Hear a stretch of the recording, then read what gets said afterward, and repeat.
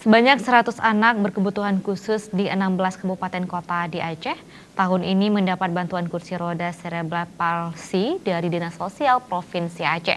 Pembagian kursi roda tersebut berlangsung di kantor Dinas Sosial Senin pagi.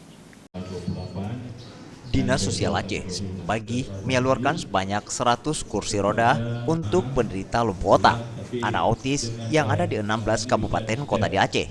Pembagian kursi roda cerebral palsy tersebut bertujuan untuk mempermudah para disabilitas dalam beraktivitas sehari-hari. Kepala Dinas Sosial Aceh, Al-Hudri menyebutkan, selain menyerahkan kursi dalam kesempatan yang sama, Dinas Sosial Aceh juga menghadirkan dokter dan para fisioterapi untuk memberikan penyuluhan dan pengobatan bagi anak-anak penyandang disabilitas. Dan pembuatan kursi tersebut sangat detail, mulai dari tinggi, lebar, ukuran badan, lengan, kaki, hingga akhirnya ukuran cocok pada setiap penerima manfaat tersebut.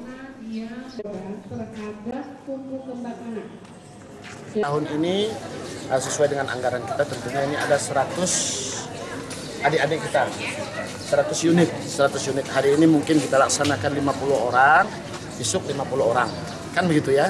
Nah berkebetulan hari ini juga datang dokter spesialisnya untuk masalah fisioterapi ini dengan relawannya dari Yayasan Kasih Tunadaksa Indonesia. Nah ini sama-sama hari ini kita laksanakan. Jangan kita seperti biasanya. Jangan pernah mengajak anak disabilitas itu adalah anak cacat. Sementara itu, salah seorang orang tua dari penerima manfaat kursi roda menyebutkan ia merasa terbantu dengan adanya bantuan kursi roda cerebral palsy tersebut. Bagaimana ya? Ya senang ya apa, tapi kan ini kan terlalu apa gitu bagi kami itu, kan orang nggak punya, bisa kayak gini gitu, bangga lah gitu kayak gini.